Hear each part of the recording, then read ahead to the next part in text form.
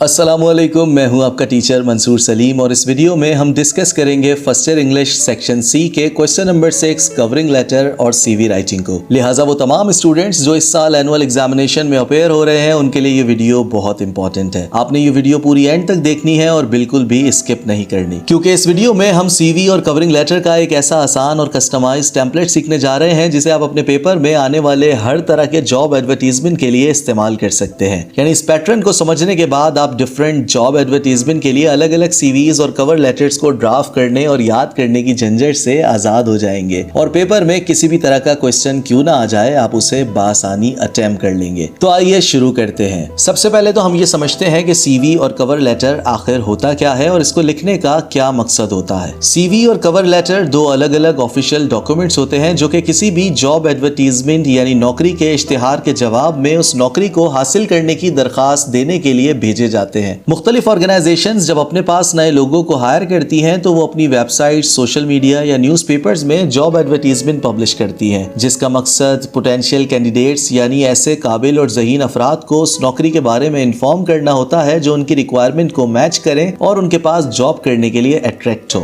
यही वजह है कि जॉब एडवर्टीजमेंट को निहायत वाज़े और इंगेजिंग टून में लिखा जाता है और उसमें ऑर्गेनाइजेशन और जॉब के बारे में बुनियादी मालूमात, मसलन जॉब की नौइयत यानी जॉब क्या है और उस जॉब के लिए कंपनी को किस तरह के मुलाजमीन दरकार हैं, सब कुछ तफसील से दर्ज किया जाता है, जिसके रिस्पॉन्स में इंटरेस्टेड कैंडिडेट्स उस जॉब को हासिल करने के लिए अपनी अपनी सीवीज कवर लेटर्स के साथ भेजकर उस जॉब के लिए अप्लाई करते हैं। कंपनी अपने पास आने वाली तमाम सीवीज को केयरफुली गो थ्रू करती है और फिर उन सीवीज में से जो लोग जॉब एडवर्टीजमेंट के मेयार पर पूरा उतरते हैं उन्हें इंटरव्यू के लिए कॉल कर ली जाती है। इस सारे प्रोसीजर को समझने के बाद आपको ये बात तो अच्छी तरह समझ आ रही होगी कि किसी भी शख्स की सीवी और कवर लेटर जितना अच्छा और वाज़े तौर पर लिखा होगा उसके लिए अपनी जॉब को विन करने के चांसेस भी उतने ही ज्यादा बढ़ जाएंगे। लेकिन अगर CV and cover letter strong ना हो, उनमें कोई चीज मिसिंग हो या फिर वो उन प्रोफेशनल स्टैंडर्ड्स के अकॉर्डिंग ना लिखे गए हो जो कवर लेटर्स और सीवी के लिए निहायत जरूरी होते हैं, तो अक्सर कैंडिडेट्स अच्छे खासे काबिल और जॉब रिक्वायरमेंट पर पूरा उतरने के बावजूद भी जॉब हासिल नहीं कर पाते, क्योंकि सीवी और कवर लेटर वो फर्स्ट इंप्रेशन होता है जो किसी भी कैंडिडेट को उसकी तालीम, काबिलियत और सलाहियतों के मुतालिक एम्प्लॉयर के सामने रिप्रेजेंट करता है। यही वजह है कि हमारे इस कोर्स में भी सीवी और कवर लेटर को शामिल किया गया है ताकि हमारे स्टूडेंट्स को अभी से प्रोफेशनल रिक्वायरमेंट और एटिकेट्स के बारे में पता चल जाए और वो जॉब एडवर्टीजमेंट को अच्छी तरह समझकर अपनी सीवी उसके अकॉर्डिंग टेलर करना सीख जाए। तो आइए अब हम देखते हैं कि कवर लेटर और सीवी को ड्राफ्ट करने के लिए हमें एक जॉब एडवर्टीजमेंट में क्या क्या चीजें रिक्वायर्ड होती हैं और हम पेपर में सीवी और कवर लेटर को किस तरह अटेम्प्ट करते हैं। सबसे पहले तो हम जॉब एडवर्टीजमेंट को केयरफुली रीड करते हैं और फिर ये मार्क करते हैं कि हमारे जॉब एडवर्टीजमेंट में जॉब टाइटल क्या है, यानी किस किस्म की नौकरी है, उसके लिए क्या क्या क्वालिफिकेशन और एक्सपीरियंस रिक्वायर्ड है और वहां अप्लाई करने का तरीका क्या है। इसके बाद हम organisations name, job location, job source और लास्ट डेट टू अप्लाई को भी मार्क कर लेते हैं। इनमें से अगर कुछ चीजें मिसिंग भी हो तो कोई मसला नहीं है, जो चीजें मिसिंग हो हम उन्हें स्किप कर देते हैं और जो इन्फॉर्मेशन अवेलेबल है हम उसे अपनी सीवी और कवर लेटर में यूज कर लेते हैं। तो जैसा कि आप स्क्रीन पे देख सकते हैं कि हमारे पास एक जॉब एडवर्टीजमेंट शो हो रहा है जिसमें हमसे कहा जा रहा है कि draft a covering letter with a CV in response to the following advertisement, यानी दर्जे झील इश्तिहार के जवाब में अपनी सीवी के साथ एक कवरिंग लेटर ड्राफ्ट करें। और इश्तिहार में कहा जा रहा है कि a well reputed business organization needs the services of a computer literate graduate with a dynamic personality to work as a manager. Send a detailed CV or resume to box number 7866 care of Dawn Karachi. एक मशहूर business organisation को manager के तौर पर काम करने के लिए एक डायनामिक यानी मुतहर्रिक शख्स के हामिल कंप्यूटर लिटरेट ग्रेजुएट की खिदमात की जरूरत है। अपनी तफसीली सीवी या रिज्यूमे बॉक्स नंबर 7886 पर केयर ऑफ डॉन कराची भेजें। अब अगर हम गौर करें तो इस एडवर्टीजमेंट में हमें सिर्फ ये तीन चीजें मिलती हैं जो कि आपको स्क्रीन पे अंडरलाइन भी नजर आ रही हैं। सबसे पहले तो क्वालिफिकेशन है जिसमें कंप्यूटर लिटरेट ग्रेजुएट मांगा गया है, फिर जॉब टाइटल में हमें मैनेजर की पोस्ट मिलती है और उसके बाद हमें लास्ट सेंटेंस में अप्लाइंग इंस्ट्रक्शंस दी जा रही हैं जिसमें कहा गया है कि अपनी तफसीली सीवी या रिज्यूमे बॉक्स नंबर 7886 पर केयर ऑफ डॉन कराची भेजें। C/O की फुल फॉर्म होती है केयर ऑफ, यानी हमें अपनी सीवी और कवर लेटर डॉन न्यूज़पेपर के एड्रेस पे भेजनी है। यहाँ आपके जहन में ये सवाल लाजमी उठ सकता है कि सीवी और रिज्यूमे में क्या फर्क है। तो सीवी और रिज्यूमे का डिफरेंस तो हम थोड़ा आगे चलकर डिस्कस करेंगे, लेकिन अभी हम बढ़ते हैं कवर लेटर को ड्राफ्ट करने की जानिब। आप भी अपनी नोटबुक निकाल लें और मेरे साथ साथ इस पैटर्न को फॉलो करना शुरू कर दें। मैं पहले आपको स्क्रीन पे पैटर्न समझाऊंगा, उसके बाद ये भी दिखाऊंगा कि इस पैटर्न की फाइनल प्रेजेंटेशन हमारी कॉपी में किस तरह होनी चाहिए। कवर लेटर को ड्राफ्ट करते वक्त हमने हमेशा इस बात का ख्याल रखना है कि हमारा पैटर्न हमेशा अकॉर्डिंग टू स्टैंडर्ड्स हो और उसमें ये 9 पॉइंट्स लाजमी कवर हो रहे हो जो आपको इस वक्त अपनी स्क्रीन पर नजर आ रहे हैं। इसके साथ साथ ये बात भी याद रखनी है कि हम अपना कवर लेटर हमेशा एक बिल्कुल ब्लैंक और न्यू पेज से स्टार्ट करेंगे, कहीं भी फालतू की लाइन ड्रॉप नहीं करेंगे और जहां जहां जरूरी हो सिर्फ वहीं पर लाइंस में गैप देंगे। तो यहाँ पर हमने एक ब्लैंक पेज ले लिया है जिसकी लेफ्ट साइड से हमने अपना कवर लेटर लिखना स्टार्ट करना है। तो सबसे पहले हम सेंडर यानी लेटर लिखने वाले शख्स की डिटेल लिखेंगे जो कि हम खुद हैं, फिर हम उस दिन की डेट लिखेंगे जिस दिन हम ये लेटर लिख रहे हैं, और फिर हम रेसिपिएंट यानी लेटर रिसीव करने वाले शख्स की डिटेल्स लिखेंगे। सेंडर डिटेल में हम सबसे पहले अपना पोस्टल एड्रेस लिखेंगे, फिर नेक्स्ट लाइन में सिटी नेम या जिप कोड लिखेंगे, फिर नेक्स्ट लाइन में ईमेल एड्रेस और फोन नंबर लिखेंगे, और फिर नेक्स्ट लाइन में बगैर गैप दिए जिस दिन हम ये लेटर भेज रहे हैं उस दिन की डेट लिखेंगे। इसके बाद हमने एक लाइन का गैप देना है और फिर रेसिपिएंट यानी उस लेटर को रिसीव करने वाले शख्स का नेम या पोजीशन लिखेंगे। फिर नेक्स्ट लाइन में उस कंपनी का नाम लिखेंगे और फिर उससे नेक्स्ट लाइन में कंपनी का एड्रेस लिखने के बाद सिटी नेम या जिप कोड लिखेंगे। इनमें से कोई इन्फॉर्मेशन अगर जॉब एडवर्टाइजमेंट में मिसिंग हुई तो कोई मसला नहीं है, हम उसे स्किप कर देंगे। अब हम एक मरतबा फिर अपने जॉब एडवर्टाइजमेंट को देख लेते हैं और फिर इन सब चीजों को अकॉर्डिंग टू पैटर्न फिल करते हैं। So as per the pattern हमने सेंडर्स पोस्टल एड्रेस की जगह दी एग्जामिनेशन हॉल लिख दिया है क्योंकि हम ये लेटर एग्जाम हॉल में बैठकर लिख रहे होंगे, वरना अगर हम रियल में ये लेटर लिख रहे होते तो अपने घर का एड्रेस लिखते। सिटी नेम या जिप कोड की जगह हमने ABC कॉलेज लिख दिया है क्योंकि हम ये लेटर एग्जाम हॉल में बैठकर लिख रहे होंगे। ईमेल एड्रेस में हमने abc@gmail.com लिख दिया है और फोन नंबर में हमने 0345123456 लिख दिया है। आपने ये बात याद रखनी है कि हम ये एक इमेजिनरी लेटर लिख रहे हैं, इसलिए हमने कहीं पर भी अपनी पर्सनल या रियल डिटेल्स नहीं देनी है। तो फोन नंबर के बाद हमने उस दिन की डेट लिखनी थी जिस दिन हम ये लेटर भेज रहे हैं, लिहाजा हमने यहाँ पर अप्रैल 15 एक कॉमा लगाने के बाद 2023 लिख दिया है। अब ये तो हो गई सेंडर्स डिटेल। इसके बाद हमने एक लाइन का गैप देना है और एक लाइन का गैप देने के बाद हमने रेसिपिएंट्स नेम की जगह इस लेटर को रिसीव करने वाले शख्स का नाम या पोजीशन लिखनी है। लेकिन हमारे जॉब एडवर्टाइजमेंट में किसी रेसिपिएंट का नेम नहीं दिया गया है और हमें ये letter care of Dawn newspaper भेजना है, लिहाजा हम रेसिपिएंट्स नेम में दी एडिटर लिख देंगे। अगर हमारे एडवर्टाइजमेंट में किसी रेसिपिएंट का नेम अवेलेबल होता तो हम वो नेम लिख देते या द हायरिंग मैनेजर लिख देते। वेल, रेसिपिएंट्स नेम लिखने के बाद कंपनी नेम में हम द डेली डॉन लिख देंगे और कंपनी एड्रेस में PO बॉक्स नंबर 7866 लिख देंगे जो कि हमें जॉब एडवर्टाइजमेंट में दिया गया है, और लास्ट लाइन में जिप कोड में हम कराची लिख देंगे।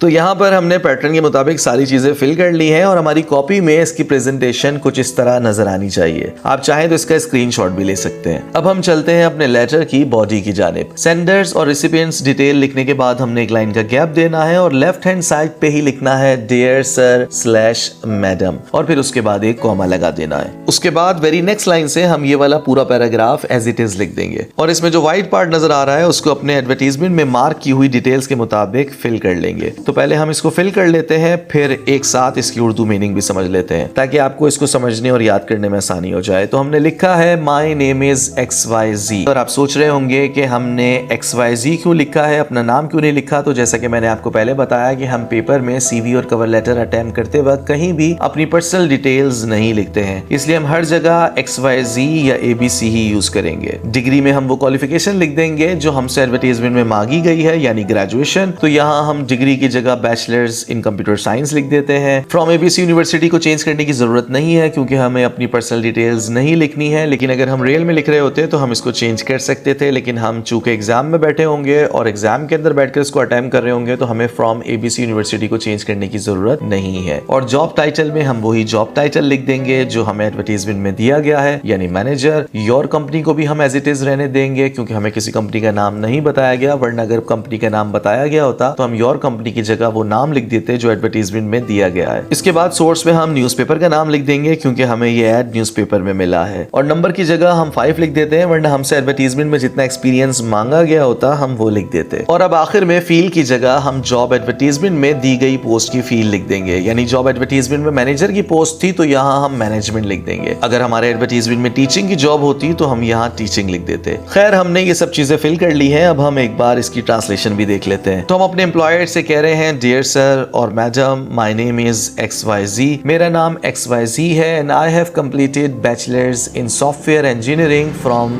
دا ABC یونیورسٹی. اور میں نے ABC یونیورسٹی سے سافٹ ویئر انجینئرنگ میں بیچلرز کیا ہے. I am writing to express my interest in the position of manager at your company that was advertised in the daily Dawn Karachi. میں یہ لیٹر آپ کی کمپنی میں مینیجر کی جاب میں اپنی دلچسپی ظاہر کرنے کے لیے لکھ رہا ہوں جس کا اشتہار روزنامہ ڈان کراچی میں دیا گیا تھا. As a dedicated professional with 5 years of experience, ایک ڈیڈیکیٹڈ پروفیشنل اور 5 سالہ تجربہ رکھنے والے شخص کے طور پر I am confident that my skills and expertise make me a great fit for this role. مجھے یقین ہے کہ میری مہارت اور تجربہ مجھے اس نوکری کے لیے ایک بہترین کینڈیڈیٹ بناتی ہے. Through out my career I have developed a strong set of skills in management, work ethics and digital resources. اپنے پورے کیریئر کے دوران میں نے مینجمنٹ، ورک ایتھکس اور ڈیجیٹل دنیا میں اچھی خاصی مہارت حاصل کر رکھی ہے which I believe will enable me to make me a valuable contribution to your team. جس کی وجہ سے مجھے یقین ہے کہ میرا آپ کی ٹیم میں شامل ہونا آپ کے لیے قیمتی اضافہ ہوگا. اس پیراگراف کو لکھنے کے بعد ہم نے وداؤٹ گیپ نیکسٹ لائن میں یہ والا پورا پیراگراف بھی ایز اٹ از لکھ دینا ہے جس میں ہم کہہ رہے ہیں thank you for considering my application. آپ کا میری درخواست پر غور کرنے کا بہت شکریہ. I am excited about the opportunity to further discuss my qualifications and experience with you in an interview. میں آپ سے اپنی قابلیت اور تجربے کے بارے میں مزید بات کرنے اور انٹرویو کی اپرچونٹی حاصل کرنے کے لیے بہت پرجوش ہوں. Please do not hesitate to reach out if you require any further information. برائے مہربانی اگر آپ کو کسی بھی قسم کی مزید معلومات درکار ہوں تو آپ بلا تکلف مجھے کال کر سکتے ہیں. I look forward to hearing from you soon. میں آپ کی طرف سے جلد جواب کا منتظر ہوں. یہ پورا پیراگراف لکھنے کے بعد ہم نے ایک بار پھر ایک لائن کا گیپ دینا ہے اور پھر لکھنا ہے yours sincerely اور پھر ایک کوما لگا دینا ہے اور اس کی نیکسٹ لائن میں اپنے نام کی جگہ لکھنا ہے XYZ. اور اس کے ساتھ ہی ہمارا کور لیٹر کمپلیٹ ہو گیا اور ہماری کاپی میں اس کی فائنل پریزنٹیشن کچھ اس طرح ہوگی.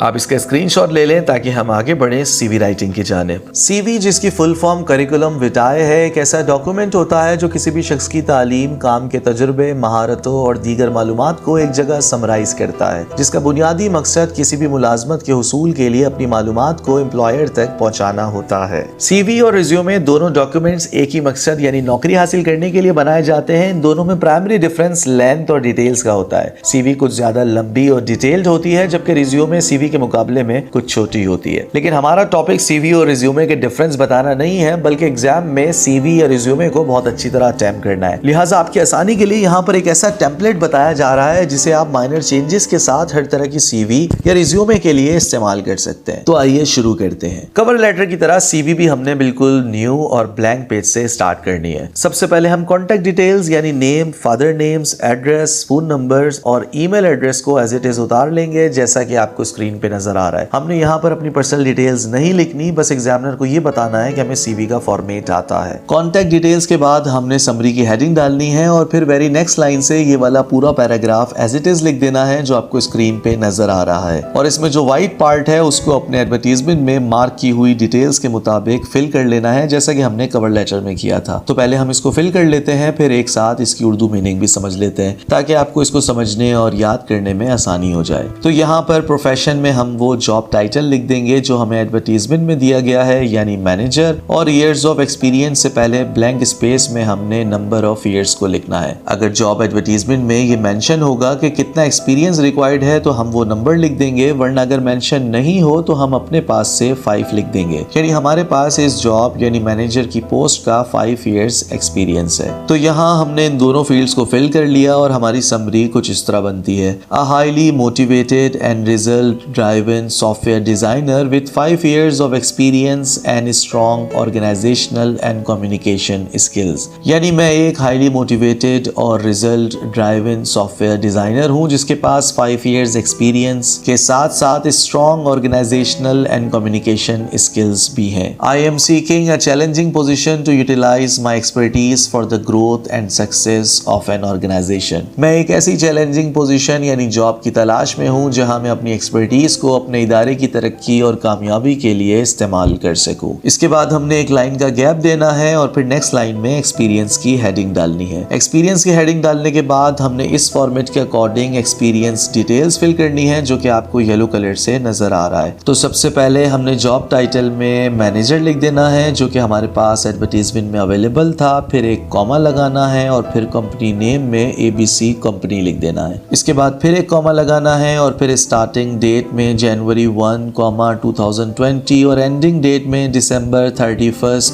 2023 بالکل اسی فارمیٹ کے اکارڈنگ لکھ دینا ہے۔ اس طرح ہمارا 3 ایئرس کا ایکسپیرینس کمپلیٹ ہو گیا۔ باقی 2 ایئرس ایکسپیرینس کو بھی ہم نے ایز اٹ از مینشن کر دینا ہے، بس اسٹارٹنگ ڈیٹ کی جگہ جنوری 1, 2018 اور اینڈنگ ڈیٹ کی جگہ ڈسمبر 31, 2020 لکھ دینا ہے۔ ایکسپیرینس کمپلیٹ کرنے کے بعد ہم نے ایک بار پھر ایک لائن کا گیپ دینا ہے اور پھر نیکسٹ لائن میں ایجوکیشن کی ہیڈنگ ڈالنی ہے۔ ایجوکیشن کی ہیڈنگ ڈالنے کے بعد ہم نے اس فارمیٹ کے اکارڈنگ ایجوکیشن کی ڈیٹیلز فل کرنی ہے جو کہ آپ کو یلو کلر سے نظر آ رہا ہے۔ ہمارے جاب ایڈورٹیزمنٹ میں کوالیفیکیشن گریجویشن ریکوائرڈ تھی، لہٰذا ہم سب سے پہلے ڈگری میں بیچلرز ان کمپیوٹر سائنس لکھ دیں گے جو کہ ہم نے کور لیٹر میں بھی مینشن کی تھی، پھر ایک کوما لگائیں گے اور پھر انسٹیٹیوشن میں ABC یونیورسٹی لکھ دیں گے۔ اس کے بعد ایک کوما لگائیں گے اور پھر گریجویشن ڈیٹ میں جون 2019 بالکل اسی فارمیٹ کے اکارڈنگ لکھ دیں گے۔ اسی طرح ہم انٹر کی ڈیٹیلز فل کریں گے اور پھر بالکل اسی طرح میٹرک کی ڈیٹیلز بھی فل کر دیں گے۔ اور اگر جاب ایڈورٹیزمنٹ میں ہم سے ماسٹرز مانگا جاتا تو پھر ہم پہلے ماسٹرز کی ڈیٹیلز لکھتے، پھر گریجویشن کی ڈیٹیلز لکھتے، پھر انٹر کی ڈیٹیل لکھتے اور پھر میٹرک کی ڈیٹیلز لکھتے۔ فارمیٹ بالکل یہی والا ہوتا جو کہ آپ کو یلو کلر سے نظر آ رہا ہے۔ ایکسپیرینس اور ایجوکیشنل ڈیٹیلز فل کرنے کے بعد ہماری کاپی میں ان کی پریزنٹیشن کچھ اس طرح ہوگی۔ آپ اس پریزنٹیشن کو غور سے دیکھ لیں کیونکہ وہ یلو والا فارمیٹ صرف آپ کو سمجھانے کے لیے تھا، آپ نے اس کو اپنی کاپی میں مینشن نہیں کرنا ہے۔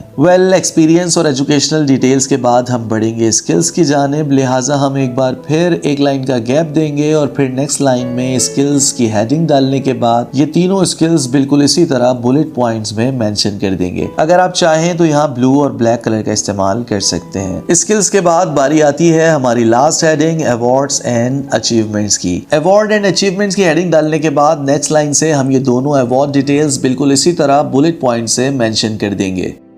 اور اس کے ساتھ ہی ہماری سی وی یہاں پر کمپلیٹ ہو گئی۔ اب ہم ایک بار پھر ان سب چیزوں کی فائنل پریزنٹیشن کو سمجھ لیتے ہیں تاکہ آپ کو کسی قسم کی پریشانی نہ ہو۔ تو سب سے پہلے ہم نے کانٹیکٹ ڈیٹیلز لکھنی ہے، اس کے بعد جاب ایڈورٹیزمنٹ کو دیکھتے ہوئے سمری کو فل کرنا ہے۔ سمری فل کرنے کے بعد جاب ایڈورٹیزمنٹ کو دیکھتے ہوئے ایکسپیرینس اور ایجوکیشن لکھنی ہے اور اس کے بعد بغیر کسی چینجنگ کے اسکلز اور ایوارڈز اینڈ اچیومنٹ کو ایز اٹ از مینشن کر دینا ہے، جس کے بعد ہماری کاپی میں ہماری سی وی کچھ اس طرح دکھے گی۔